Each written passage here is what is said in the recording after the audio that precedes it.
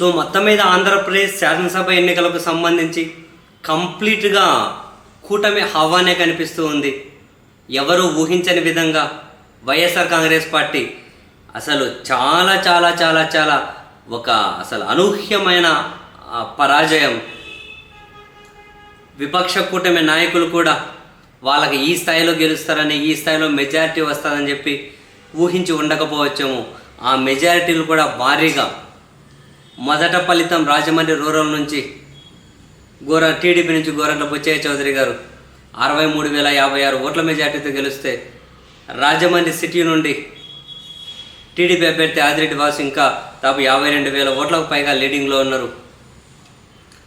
అసలు ఎస్సీ నియోజకవర్గం అని కాదు, ఎస్టీ నియోజకవర్గం అని కాదు, మరి ఈ స్థాయిలో కూటమికి వేయడానికి కారణాలు ఏంటనే తర్వాత విశ్లేషించుకోవాలి. కానీ రాయలసీమలో 52 నియోజకవర్గాలు ఉంటే 40 చోట్ల కూటమిదే హావా. ఇప్పటికీ 40 చోట్ల, కడపలో 10 ఉంటే 5 చోట్ల వైసీపీ అయితే, 3 చోట్ల టీడీపీ అయితే, 1 చోట జనసేన, 1 చోట బీజేపీ లీడ్లో ఉన్నారు.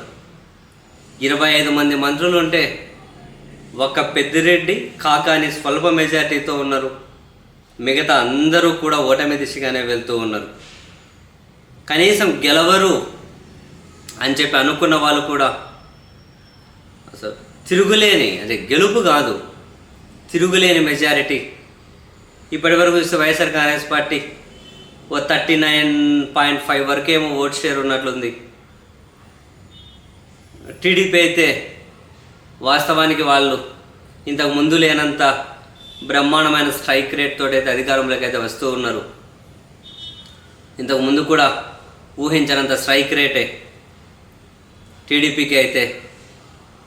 సో మరి కారణాలేంటి అన్న విషయం అయితే తెలియదు. అంటే మొత్తం విశ్లేషించుకోవాలేమో ఈ స్థాయిలో వైసీపీ పరాజయానికి. కొన్ని జిల్లాలే ఇప్పుడు విజయనగరం వైసీపీ క్లీన్ స్వీప్ చేస్తుందంటే టీడీపీ క్లీన్ స్వీప్ చేసే పరిస్థితి. శ్రీకాకుళం వైసీపీ క్లీన్ స్వీప్ చేస్తుంది అంటే టీడీపీ క్లీన్ స్వీప్ చేసే పరిస్థితి. ఉమ్మడి కృష్ణా, ఉమ్మడి గుంటూరు, దాదాపు చాలా జిల్లాలలో వైసీపీ ఖాతా కూడా తెరిచే పరిస్థితి లేకుండా పోయింది. ఇంత ఘోరమైన ఓటమి ఎవరూ కూడా ఊహించంది. అనూహ్యమైన పరిణామాలు.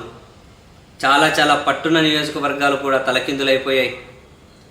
అసెంబ్లీ అయినా, పార్లమెంట్లో అయినా కనీసం గెలుపు దరిదాపుల్లో కూడా రాలేరు అన్న వాళ్ళు కూడా ఈ వేవులో గెలుపు జెండా ఎగరేశారు. మరి ఈ స్థాయిలో కూటమి అనుకూలత ఎందుకు కనిపించింది, వైసీపీ వ్యతిరేకత ఎందుకు ఈ స్థాయిలో కనిపించింది అన్న విషయాల మీద అయితే చర్చించుకో.